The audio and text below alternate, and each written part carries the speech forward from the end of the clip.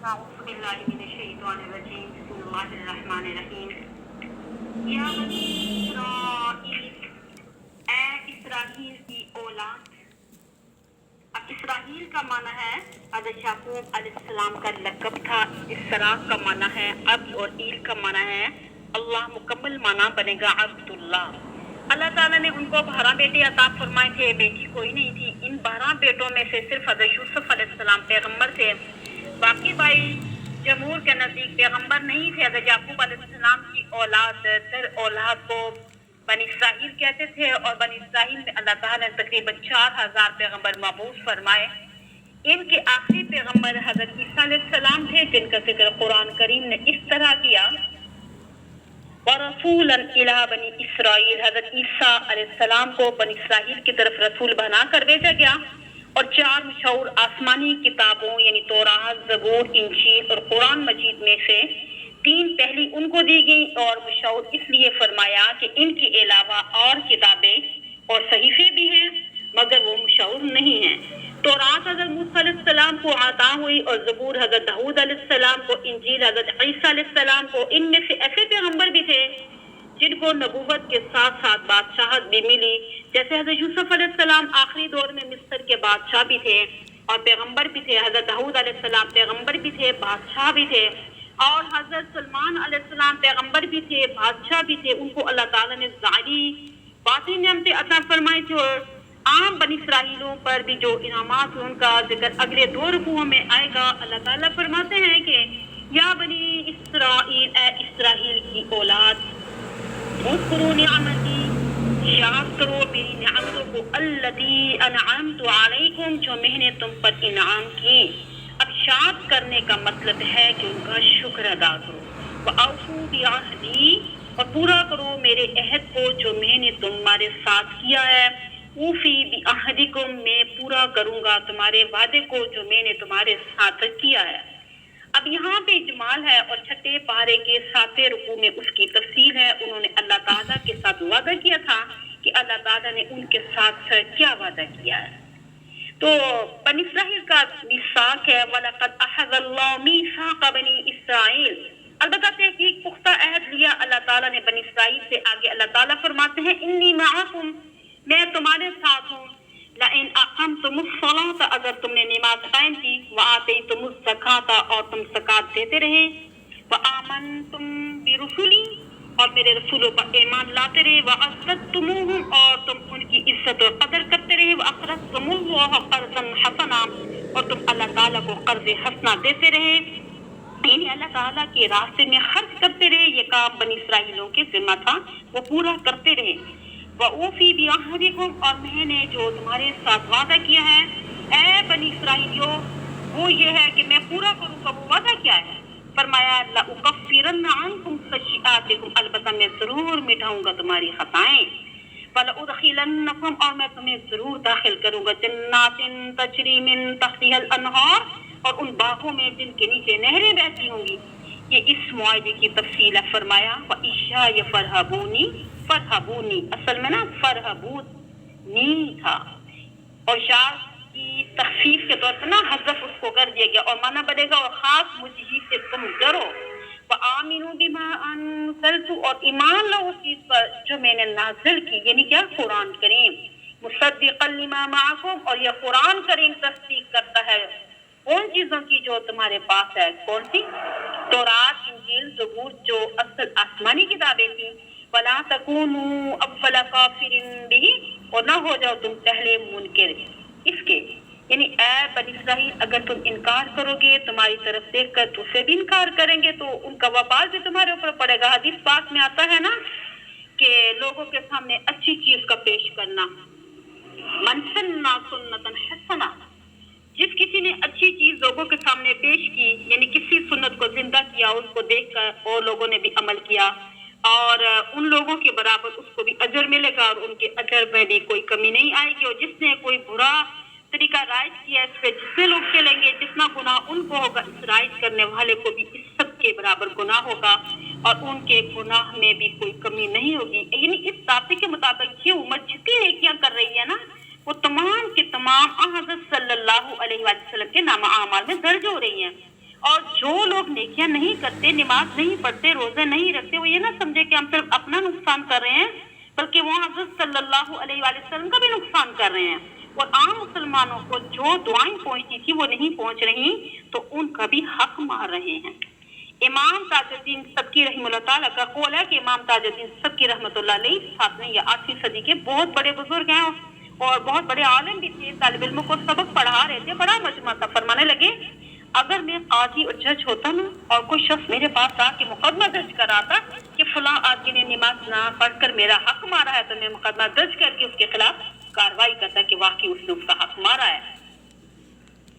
تو طالب علموں نے کہا کہ حضرت نماز تو اللہ تعالیٰ کا حق ہے، تو اس میں بندے کا حق کیسے آ گیا؟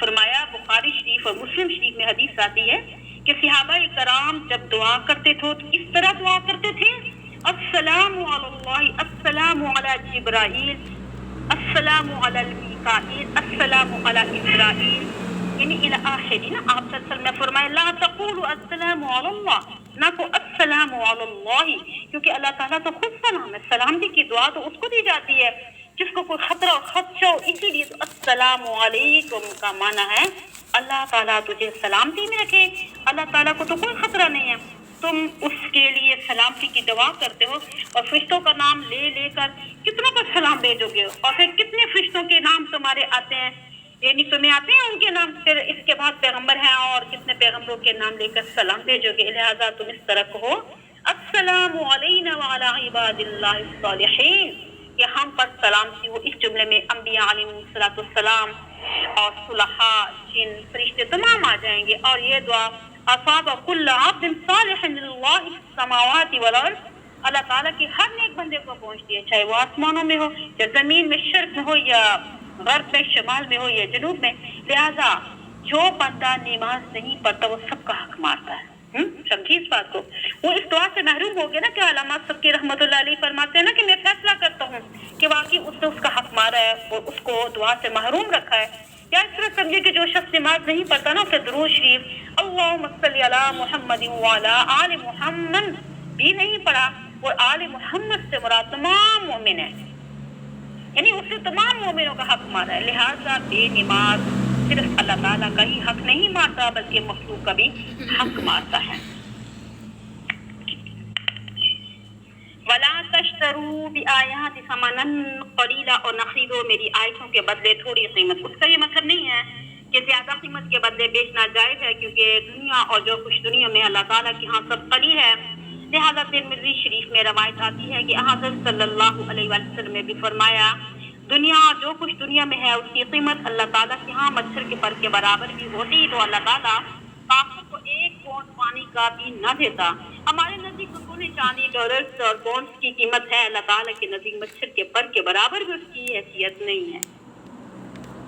فرمایا وَلَا تَلْبِسُوا الْحَقَّ بِالْبَاطِلِ، اور خلط بلط نہ کرو حق کو باطل کے ساتھ، وَتَكْتُمُوا الْحَقَّ، یہاں لا مقدر ہے، اصل میں ہے نا وَلَا تَكْتُمُوا الْحَقَّ، اور نہ چھپاؤ تم حق کو۔ حق کے مٹنے کی 2 ہی صورتیں ہوتی ہیں، اس کو یاد رکھیے۔ نمبر 1 یہ ہے نا کہ حق کو بیان نہ کیا جائے، ظاہر بات ہے کہ جب حق کو بیان نہیں کیا جائے گا تو آنے والی نسلوں کو کیا پتہ چلے گا حق کیا ہے اور باطل کیا ہے۔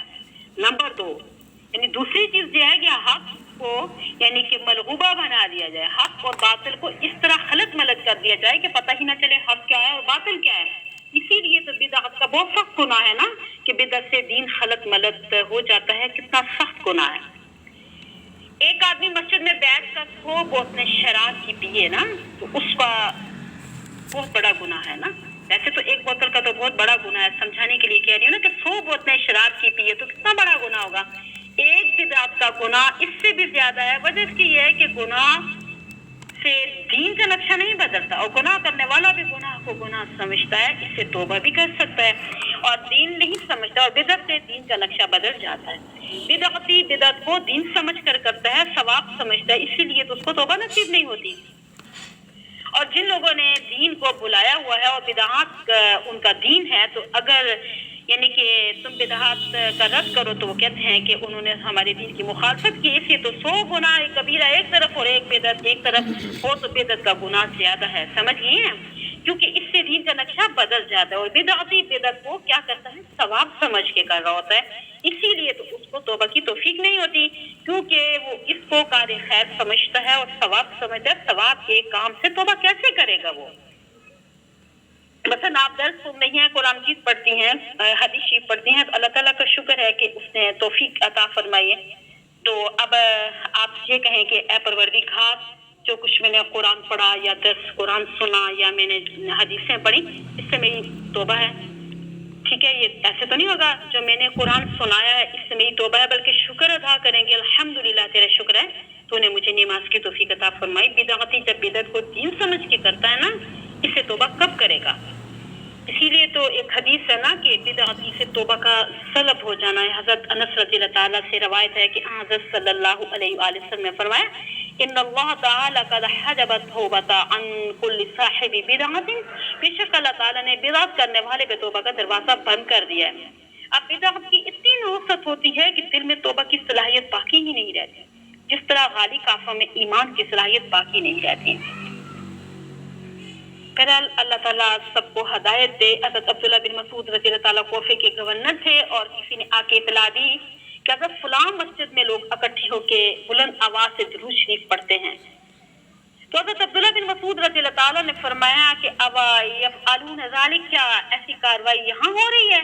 لوگوں نے کہا ہاں حضرت ہو رہی ہے۔ فرمایا کل جس وقت یہ کاروائی ہو مجھے آ کے اطلاع دینا۔ بہرحال اطلاع دی گئی تو حضرت کا ہلکا پھلکا چھوٹا سا قد تھا، نقاب پوشی کی تاکہ کوئی پہچان نہ لے، بڑے تیز چلتے تھے۔ وہاں پہنچ کر مجھ سے کپڑا اتارا، فرمایا کہ من عرفنی، جو مجھے پہچانتا ہے وہ تو پہچانتا ہی ہے، ومن لم یعرفنی فانا ابن مسعود، اور جو نہیں پہچانتا تو میں عبداللہ بن مسعود کوفے کا گورنر ہوں۔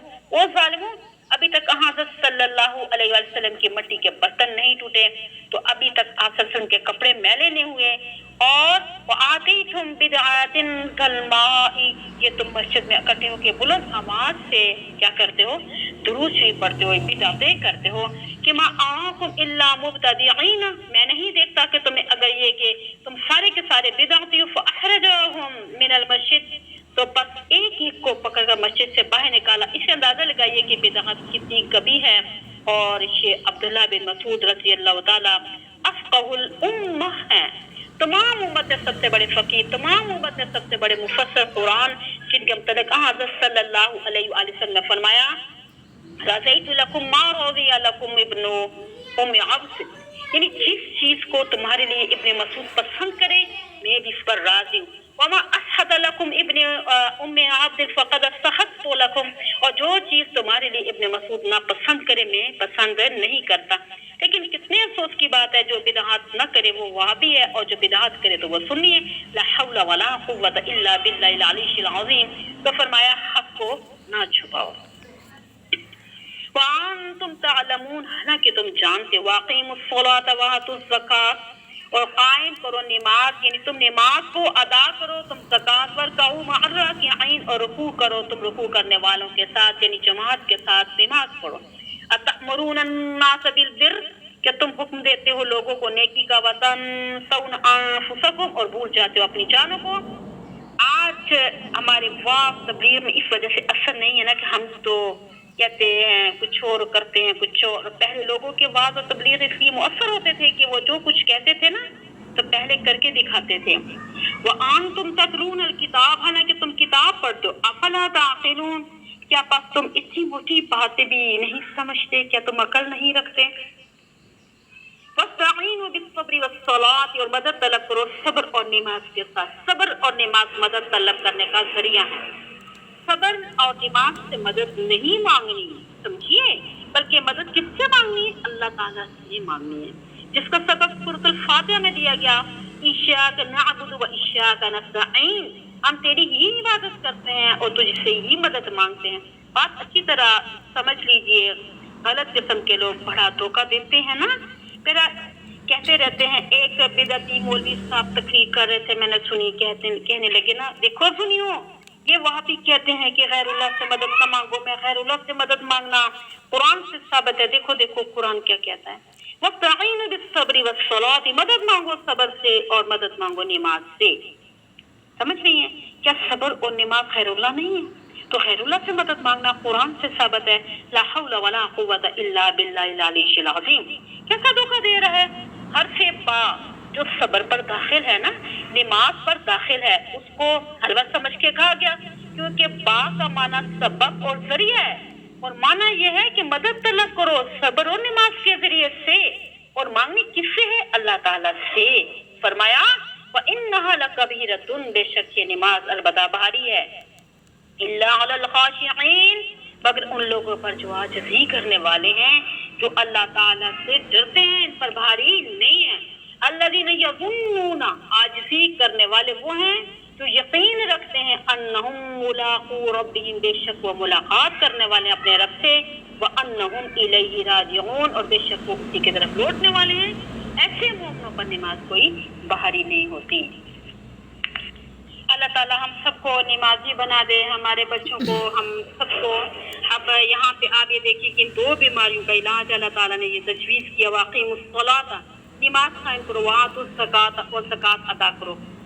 یعنی حب جاہ کی بیماری کے لیے نماز شافی ہے، کیونکہ اس میں اللہ تعالیٰ نے غرور، تکبر اور بڑائی کا علاج رکھا ہے نا۔